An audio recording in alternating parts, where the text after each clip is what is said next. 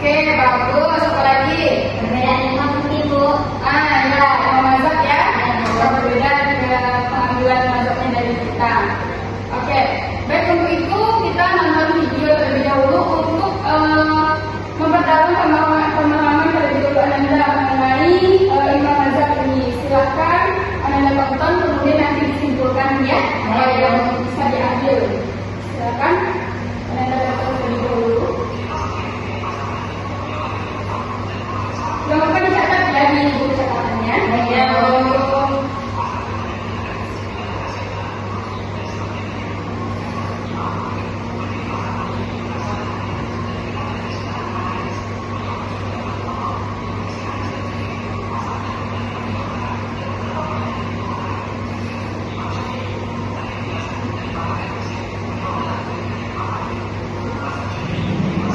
Baik, sudah. Berdasarkan video tadi, apa yang bisa Anda simpulkan? Imam mazhab ada yang aku. Oke, saja kita sebutkan Jena. Imam Syafi'i, Maliki, Hambali, dan Hanafi. Oke, tepuk tangan Jena. Oke, Anda. Sekarang tujuan pembelajaran kita pada hari ini yaitu Anda semua dapat memahami, menjelaskan pengertian mazhab, kemudian Anda mengetahui bagaimana pentingnya sih kita itu bermazhab dalam fikih, kemudian memahami dan menjelaskan empat imam mazhab adalah seperti disebutkan oleh teman-teman tadi, dan kemudian dapat menerapkan bagaimana keteladanan dari para imam mazhab itu. Siap Anda? Siap. Oke, pengertian mazhab. Jadi secara bahasa mazhab diambil dari bahasa Arab yaitu zahabat.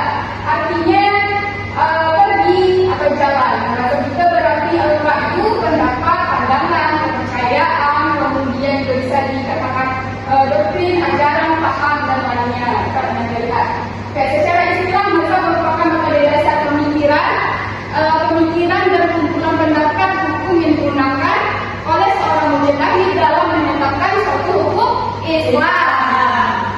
Nah, kemudian dalam menetapkan hukum mereka tidak terlepas dari dalil-dalil Al-Quran maupun juga hadis. Jadi intinya mazhab ini yaitu metode yang digunakan oleh seorang mujtahid dalam memahami dan menetapkan hukum Islam. Mereka dalam menetapkannya yaitu berdasarkan Al-Quran maupun juga hadis, kemudian juga ya ijma, qiyas dan metode lainnya. Dan itu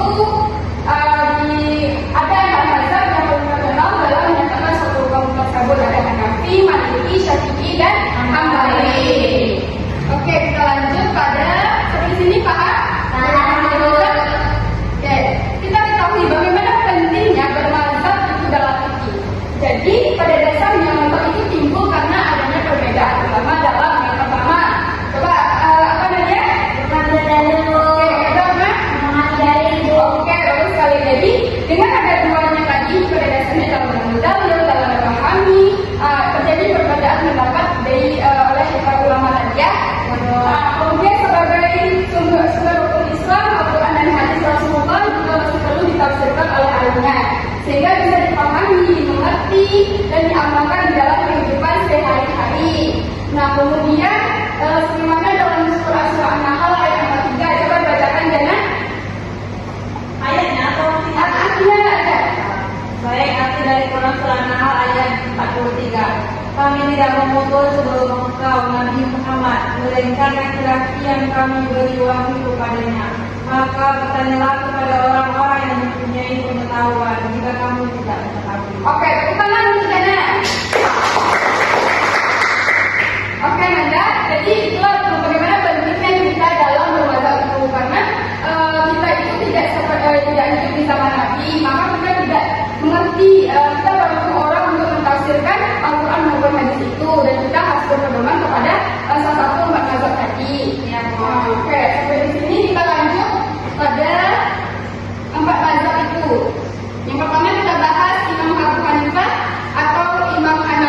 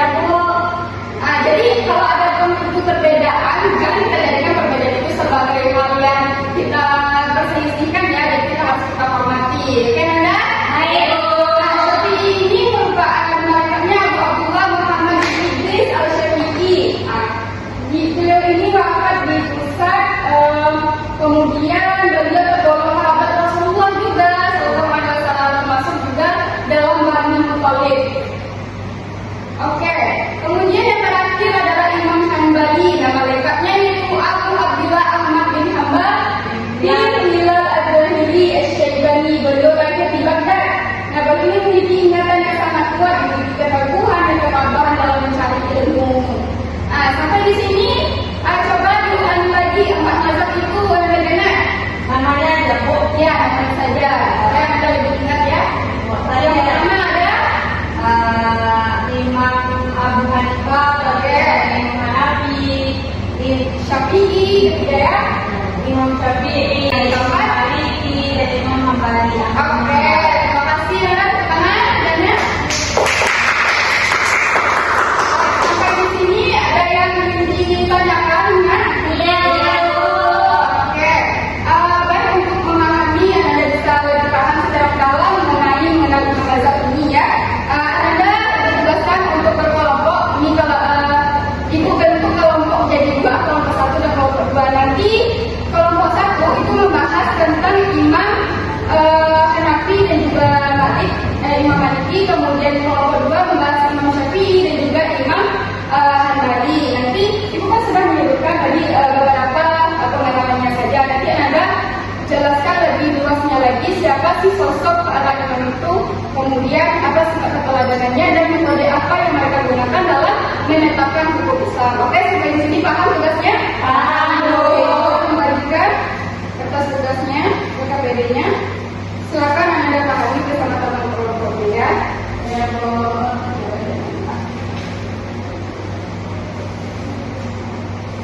Kelompok 1 ini ya.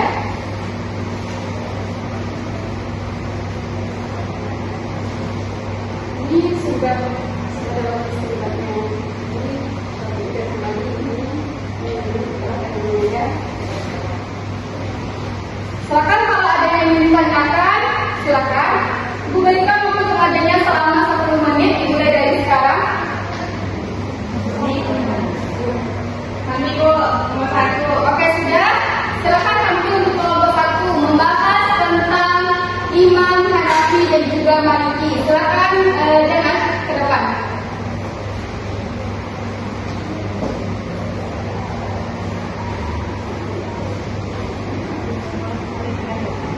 Baik teman-teman, kami dari nomor 1 akan membahas tentang Imam Maliki dan juga Imam Hanafi. Nah, Abu Hanifah itu adalah seorang mujtahid besar atau dikenal dengan Imam Al-Azam. Beliau memiliki ilmu yang sangat luas serta merupakan sufi yang zuhud, wara, dan taat beribadah. Beliau juga dikenal sebagai orang yang sangat tekun dalam mempelajari ilmu. Nah, sumber dalam sumber hukum itu ada Al-Quran, hadis, Al-Quwat, Al-Sahabah, Al-Istiqsah, dan juga Ulum. Kemudian dari Imam Malik bin Anas, kalau dikenal dengan Imam Maliki, beliau itu nama lengkapnya Abu Abdullah Malik bin Anas. Beliau itu adalah riwayat yang dapat dipercaya yang menyatakan bahwa Malik itu sudah memberi fatwa sejak usia 17 tahun berdasarkan kesepakatan 70 orang imam. Nah, sumber istimbar hukum dari Imam Maliki itu ada Al-Quran, Sunnah, Ijma' Al-Madinah, Al-Sahabat, Qiyas, Al-Istishhad. Sekian dari kelompok kami. Jadi berdasarkan yang disampaikan Dana tadi, ada yang bisa, ada yang ditanyakan atau ingin ditanggapi? Tidak. Oke, tangan untuk kelompok 1. Selanjutnya silakan ambil kelompok 2 membahas tentang Imam Syafi'i dan juga Imam Hambali. Silakan. Oke, Nadia silakan. Baik teman-teman, di sini saya Oke, yang sudah ya dengan pertama. Oke, mulai lagi dulu. Nah, jadi di sini kami membahas tentang Imam Syafi'i. Yang mana Imam Syafi'i itu menekuni bahasa dan sastra Arab di dusun Baru dari Hanwai selama beberapa tahun. Nah, kemudian kembali ke Mekah dan belajar fikih dari seorang ulama besar, yaitu Imam Muslim bin Khalid Az-Zamni. Metode istimbatnya? Metode istimbatnya yaitu Al-Quran, Sunnah, Ijma', pendapat para sahabat, qiyas, dan istidlal. Nah, yang kedua yaitu Imam Hambali, yaitu Ahmad bin Hambal telah hafal 700.000 hadis hadis yang kemudian diseleksinya secara ketat ditulis kembali dalam kitab Al-Musnad. Nah, sudah hukumnya itu yaitu nas Al-Quran dan Sunnah yang sahih fatwa sahabat Iyas Az-Zar'i. Terima kasih. Selamat kembali. Tepuk tangan untuk Al-Qur'an. Oke, berdasarkan para empat imam mazhab tadi, apa sifat keteladanan? Coba dibaca kembali buku yang ibu terpesan sampai tadi. Oke, ya. Kesungguhannya dalam menuntut ilmu, menghargai berbagai pendapat, berlaku tawadhu, beliau memiliki sifat rendah hati, tidak sombong, dan ketekunan yang sangat dalam beribadah, kemudian juga keikhlasan dalam menyebarkan dakwah. Oke, tepuk tangan kita semua. Berdasarkan penjelasan tadi dan juga Nanda lebih mendalam lagi membahas tentang empat imam mazhab tadi. Nah, sampai di sini ada yang ingin ditanyakan? Tidak. Semua ya? Apa semuanya empat imam mazhab? Sekali lagi yang pertama. Hanafi, kemudian Imam yang keempat baru Oke, teman kita semuanya. Oke, sebelum ditutup, siapa yang bisa menyimpulkan pembelajaran kita pada hari ini? Saya Ahmad, silakan. Jadi dapat disimpulkan dari pembelajaran hari ini bahwasanya bermazhab itu penting karena dapat membantu umat Islam memahami dan mengamalkan ajaran agama dengan benar sesuai bimbingan